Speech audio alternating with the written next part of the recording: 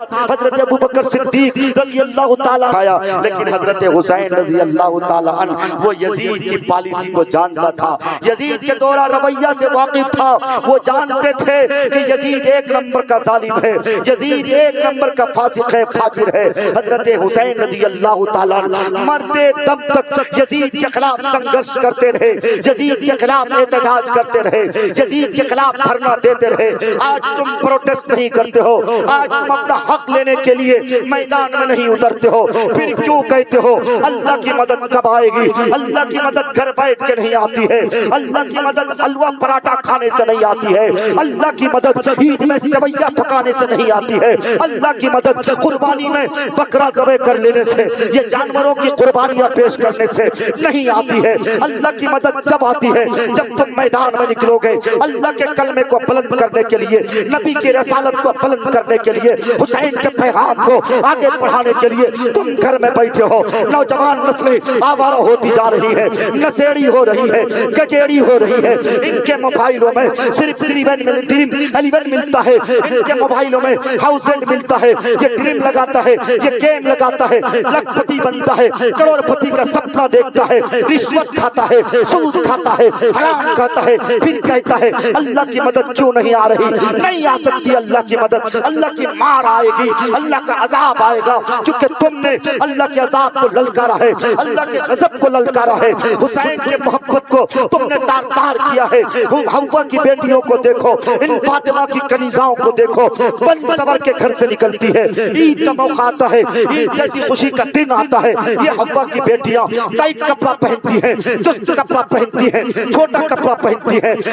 ریشم کے کپڑے پہنتی ہیں، جالیدار کپڑے پہنتی ہیں، لالی پاپ والے کپڑے پہنتی ہیں، پائل ایسا پہنتی ہے، چھنن چھنن کی آواز آتی ہے، خوشبو ایسی لگاتی ہے، نوجوان لڑکے اٹریکشن میں آتے ہیں۔ نبی علیہ الصلوۃ والسلام کے فرمان کے مطابق العینان تزنیان وزناہما النظر والفرج یصدق ذلک او یکذب، جب آنکھیں غلط دیکھیں گی، حوا کی بیٹیاں جب آوارہ ہوں گی، یہ جب اپنی خواہش کا استعمال کریں گی، یہ جب ٹائٹ کپڑے پہنیں گی، یہ جب برقع اتنا ٹائٹ اور اتنا چست پہنیں گی، اس برقعے کو برقعے کی ضرورت ہے۔ آج تو میری بہنیں، آج تو میری بیٹیاں یہ جو برقع پہن رہی ہے، اس سے نشے و فراز کا اندازہ ہوتا ہے، اس برقعے کو برقعے کی ضرورت ہے۔ خوب یاد رکھو نوجوانوں، خوب یاد رکھو میری ماں بہنوں، تم جو لباس پہنتے ہو، تین طرح کے لباس پہننے سے ننگا رہنا بہتر ہے۔ نمبر ایک، ایسا لباس جو بہت باریک ہو، جو بہت کمزور ہو، اس لباس کے پہننے سے تمہارا جسم کا انگ انگ نظر آتا ہو، جسم کا حصہ انگ انگ نظر آتا ہو، جسم کا ایک ایک حصہ نظر آتا ہو۔ ایسا لباس جو ٹائٹ ہو، جو بہت چست ہو، جس طرح آج کل لیگنز پہن رہی ہے، جس طرح آج کل بلوچ پہن رہی ہے، پیٹ الگ دکھ رہا ہے، پیٹ الگ دکھ رہی ہے، پیٹ الگ دکھ رہا ہے، بالکل ہمارے سینے الگ دکھتے ہیں، ابھر کے نظر آتے ہیں۔ یہ نوجوان لڑکے، یہ من چلے لڑکے، یہ اپنی آنکھوں کی سکائی کرتے ہیں، اپنی آنکھوں کو تار تار کے دیکھتے ہیں۔ یہ کبھی انہوں نے قرآن کو نہ دیکھا ہوگا، کبھی انہوں نے اپنی ماں کا چہرہ نہ دیکھا ہوگا، لیکن یہ کم وقت نوجوان لڑکا کسی کی بہنوں کی عزت کو تار رہا ہے، کسی کی بہن کی عزت پہ، ان کے گریبان پہ ہاتھ ڈال رہا ہے، پھر یہ کہتا ہے اللہ کی مدد کب آئے گی؟ نہیں آ سکتی اللہ کی مدد جب تک تم نہیں سدھرو گے، یہ نوجوان نسلیں نہیں سدھریں گی، حوا کی بیٹیاں نہیں سدھریں گی، اللہ کی مدد نہیں آ سکتی۔ ایک طرف 313، ایک طرف ہزاروں کا مجمع، کیسے غلبہ ملا، کیسے فتح ملی، میدان کیسے ہوا، پڑھو تاریخ پڑھ کے دیکھو۔ ان کے یہاں جذبہ یہ تھا، موت آئے گی تو آئے گی، شہادت نصیب ہوگی، مر جائیں گے تو شہید ہوں گے، مار دیں گے تو غازی ہو جائیں گے۔ آج کہاں گھر سے نکلتے ہو، مسجد تک تو نہیں آتے ہو، کیسے جہاد کا جذبہ آئے گا؟ تم بالکل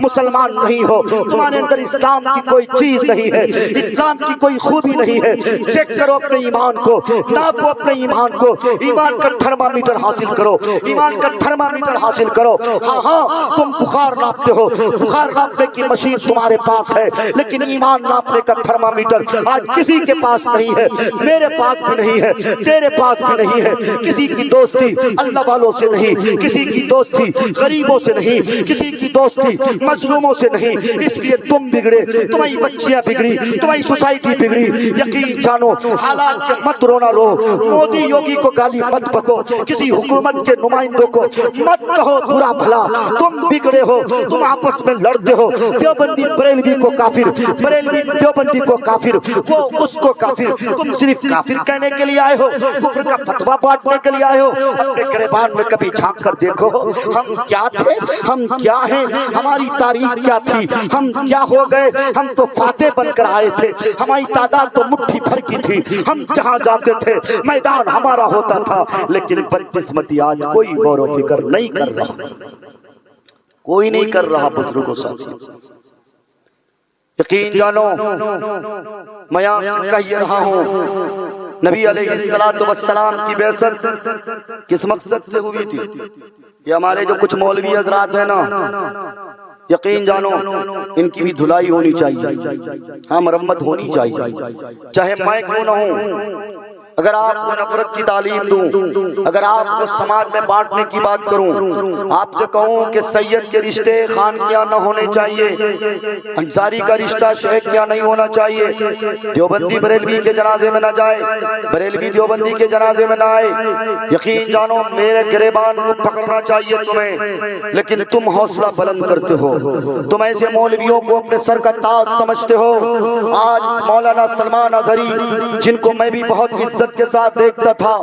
یقین جانو خوشی ہوتی تھی جب اس نے ایک پاکھنڈی بابا کو للکارا تھا، لیکن اس وقت تکلیف ہوئی جب ہندوستان کا امیر الہند حضرت مولانا سید ارشد مدنی دامن برکاتہم العالیہ نے رام لیلا کے میدان میں ہندو بھائیوں کو کہا کہ یقین جانو میرے اور تمہارے درمیان کوئی دوری نہیں ہے، خامخواہ کی کوئی نفرت کی بات کر رہا ہے، تم منو کی اولاد منوش کہتے ہو، ہم آدم کی اولاد کو آدمی کہتے ہیں، تم اوم کو مانتے ہو، ہم اللہ کو مانتے ہیں، اتنا ہی فرق ہے، کوئی اور فرق نہیں، تم بھی مرتے ہو میں بھی مرتا ہوں، تو بھی ماں کے پیٹ سے پیدا ہوتا ہے میں بھی ماں کے پیٹ سے پیدا ہوتا ہوں۔ مولانا نے دعوت دی، مولانا نے لوگوں کو کہا کون نفرت کی تعلیم دے رہا ہے، مت کرو ایسی تعلیم، مت سماج کو ایسی تعلیم کے درمیان تقسیم کرو، اتنی سی تعلیم دی گئی، لیکن بدقسمتی کچھ ایسے مولوی کیڑے مکوڑے کی طرح تیار ہو گئے، ایسے مولوی کو لانچ کیا گیا، یہ صرف ٹی آر پی کے خاطر، جس طرح تم نیوز دیکھتے ہو نا،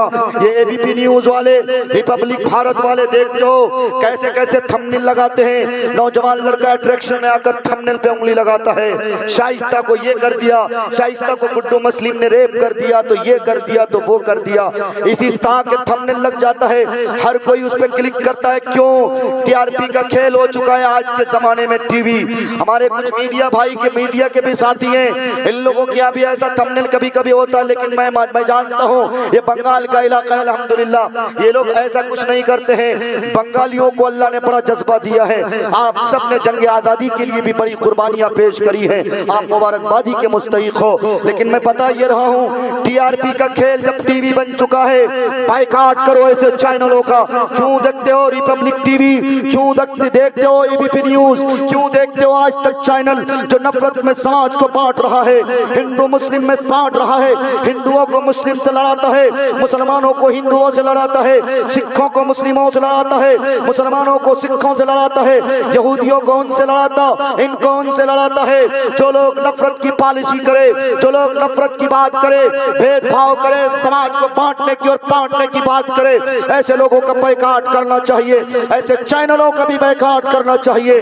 لیکن آج کل اچھے خاصے بوڑھے حضرات، اللہ اللہ، انہیں جنازے کی دعا بھی یاد نہیں ہے۔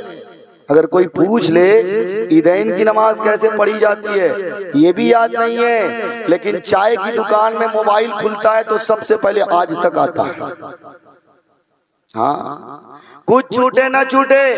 رجت شرما کا شو آپ کی عدالت نہ چھوٹنا چاہیے۔ ہاں صاحب میں اپنا واقعہ بتا رہا ہوں، میرے والد ماجد حج کو جا رہے ہیں، الحمدللہ دعا کرو اللہ ان کے حج کے جانے کو قبول کر لے۔ میں نے ان سے کہا موبائل میں آپ حج سے متعلق چیزوں کو دیکھ لو، میں ان سے بارہا کہتا ہوں آپ موبائل میں صرف نیوز کیوں دیکھتے ہو؟ کہتے ہیں کہ جانکاری ہوتی ہے۔ ہم نے کیا کرو گے جانکاری لے کے؟ قبر میں یہ جانکاری نہیں چلنے